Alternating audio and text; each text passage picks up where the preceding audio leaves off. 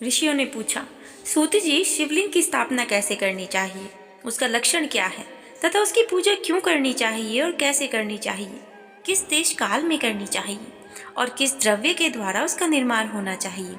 तो सूत जी ने कहा, महर्षियों, मैं तुम लोगों के लिए इस विषय का वर्णन करता हूँ।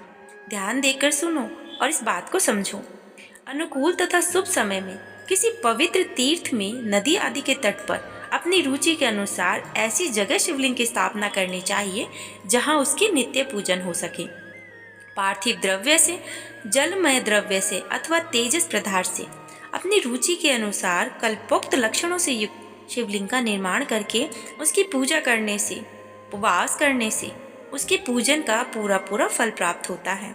संपूर्ण शुभ लक्षणों से युक्त शिवलिंग की यदि पूजा की जाए तो वह तत्काल पूजा का फल देने वाला होता है। यदि बल प्रतिष्ठा करनी हो तो इसके लिए छोटा सा शिवलिंग अथवा विग्रह श्रेष्ठ माना जाता है, और यदि अचल प्रतिष्ठा करनी हो तो स्थूल शिवलिंग अथवा विग्रह अच्छा माना जाता है। उत्तम लक्षणों से युक्त शिवलिंग की पीठ सहित स्थापना करनी चाहिए। शिवलिंग का पीठ मंडलाकार, चौकोर, त्रिकोण अथवा खाट के पाए की भांति ऊपर नीचे मोटा और बीच में पतला होना चाहिए। ऐसा शिव पीठ महान फल देने वाला होता है। पहले मिट्टी से, प्रस्तर आदि से अथवा लोहे आदि से शिवलिंग का निर्माण करना चाहिए। जिस द्रव्य से शिवलिंग का निर्माण हो उसी से उसकी पीठ बनानी चाहिए। यही अचल प्रतिष्ठा वाले शिवलिंग की विशेष बात है। चल प्रतिष्ठा वाले शिवलिंग में भी लिंग और पीठ का एक ही उत्पादन होना चाहिए, किंतु बाण लिंग के लिए यह नियम नहीं है। लिंग की लंबाई निर्माणकर्ता या स्थापना करने वाले यजमान के 12 अंगुल के बराबर होनी चाहिए। ऐसे शिवलिंग को उत्तम कहा गया है। इससे कम लंबाई हो तो फल में कमी आ जाती है और अधिक हो तो दोष की कोई बात भी नहीं है। जड़ शिवलिंग में वैसा ही नियम है। उसकी लंबाई कम से कम कर्ता के 1 अंगुल के बराबर होनी चाहिए। उससे छोटा होने पर अल्प फल मिलता है, किंतु उससे अधिक होना भी दोष की बात नहीं होती। अब यजमान को चाहिए कि वह पहले शिल्प शास्त्र के अनुसार एक विमान या देवालय बनवाए जो देवगणों की मूर्ति से अलंकृत हो। उसका गर्भगृह बहुत सुंदर, सुदृढ़ और दर्पण के समान स्वच्छ हो। उसे 9 प्रकार के रत्नों से विभूषित किया जा गया हो।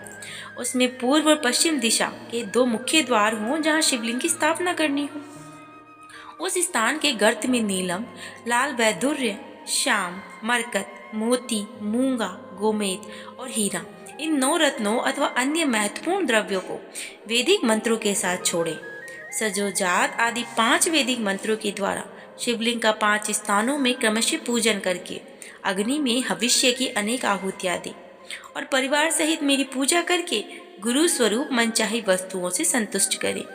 याचकों को जड़ चेतन वैभव प्रदान करे। स्थावर जंगम सभी जीवों को यत्न पूर्वक संतुष्ट करके एक गंगे में सुवर्ण तथा 9 प्रकार के रत्न भरकर सजो जातादि वैदिक मंत्रों का उच्चारण करके परम कल्याणकारी महादेव जी का ध्यान करें।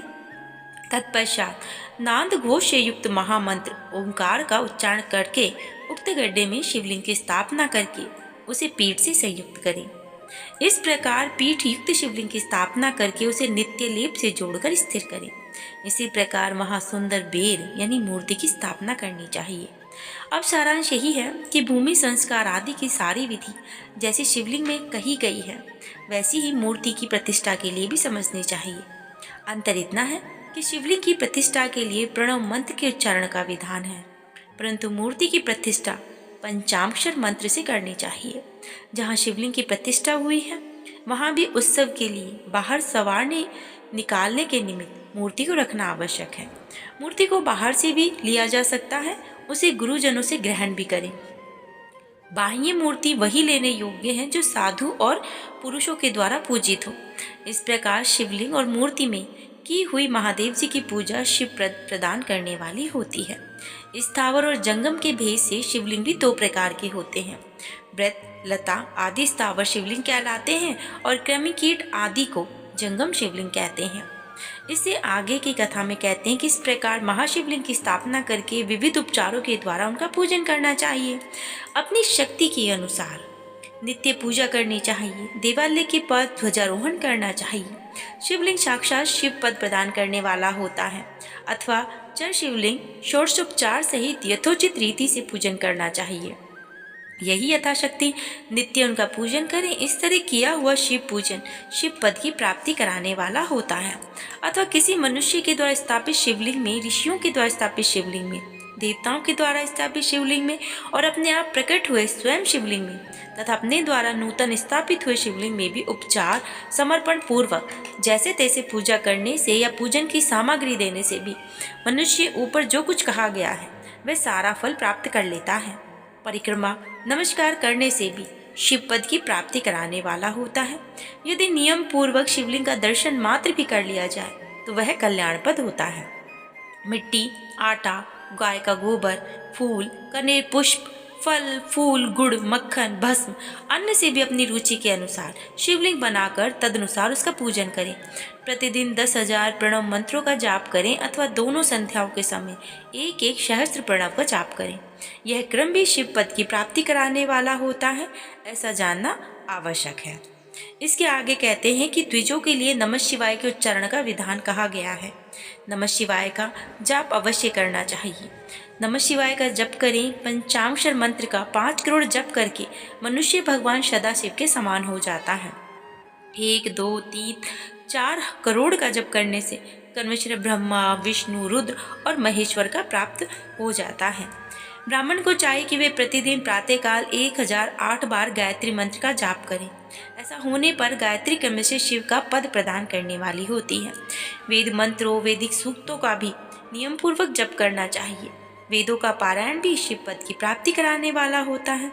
और ऐसा जानना चाहिए, अन्याय जो बहुत से मंत्र हैं, जितने भी अक्षर मंत्र हैं, उतने ही लाख उनका जप करना चाहिए।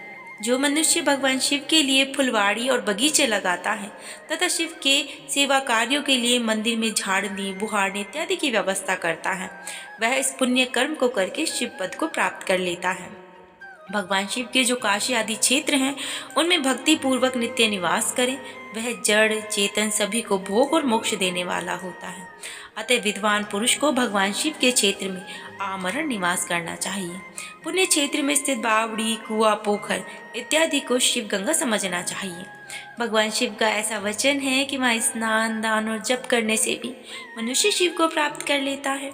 अतः मृत्यु पर्यंत शिव के क्षेत्र का आश्रय लेकर रहना चाहिए। जो शिव के क्षेत्र में अपने किसी मृत संबंधी का दाह, दशांश, मासिक श्राद्ध, सपिंडीकरण अथवा वार्षिक श्राद्ध करता है, वह कभी भी शिव के क्षेत्र में अपने पितरों को पिंड देता है, वह तत्काल ही पापों से मुक्त हो जाता है और अंत में शिव पद को प्राप्त करता है। अथवा शिव के क्षेत्र में 7, 5, 3 और एक ही रात निवास कर ले तो ऐसा करने से भी शिव पद की प्राप्ति हो जाती है। लोक में अपने अपने वर्ण के अनुरूप सदाचार का पालन करने से मनुष्य शिव पद को प्राप्त कर लेता है। वर्णानुकूल आचरण से, भक्ति भाव से वे अपने सत्कर्म का अतिशय फल पाता है। कामना पूर्वक किए हुए अपने कर्म के अभिष्ट फल को शीघ्र पा लेता है और निष्काम भाव से किया हुआ सारा कर्म साक्षात शिव पद की प्राप्ति कराने वाला होता है। दिन के 3 विभाग होते हैं, प्रातः, मध्याह्न और सायं। इन तीनों में क्रमशः एक एक प्रकार के कर्म का संपादन किया जाता है। प्रातःकाल को शास्त्र विहित नित्य कर्म के अनुष्ठान का समय जानना चाहिए। मध्यकाल सकाम कर्म के लिए उपयोगी है और शाम शांति कर्म के लिए उपयुक्त है, ऐसा जानना चाहिए। और इसी प्रकार रात्रि का समय का विभाजन किया जाना चाहिए। रात के 4 प्रहरों में से बीच के जो प्रहर हैं 2, वो निषेध काल कहते हैं। विशेषतः उसी काल में की हुई भगवान शिव की पूजा अभिष्ट फल देने वाली होती है। ऐसा जानकर कर्म करने वाला मनुष्य यथोक्त फल का भागी होता है। विशेषतः कलयुग में कर्म की फल की सिद्धि होती है। अपने अपने अधिकार में ऊपर कहे गए किसी भी कर्म के द्वारा शिव आराधना करने वाला पुरुष यदि सदाचारी है, पाप से डरता है, तो वह उन कर्मों का पूरा फल अवश्य कर लेता है। तो ऋषियों ने कहा कि हे सूत जी, पुण्य क्षेत्र कौन कौन से हैं जिनका आश्रय लेकर सभी स्त्री पुरुष शिव पद को प्राप्त कर लेते हैं, उन्हें हमें कृपा करके संक्षेप में बताइए। तो सूत जी अब आगे की कथा में मोक्षदायक पुण्य क्षेत्रों का वर्णन करेंगे, जिसमें काल विशेष में विभिन्न नदियों के जल में स्नान करने का क्या उत्तम फल उन्हें मिलेगा और तीर्थों में पाप से बचे रहने की चेतावनी दी गई है। उस कथा को हम कल सुनेंगे। तब तक आप अपने स्वास्थ्य का ध्यान रखें, शिव जी और श्री हरि की आराधना करते रहें। जय श्री कृष्ण। राधे राधे।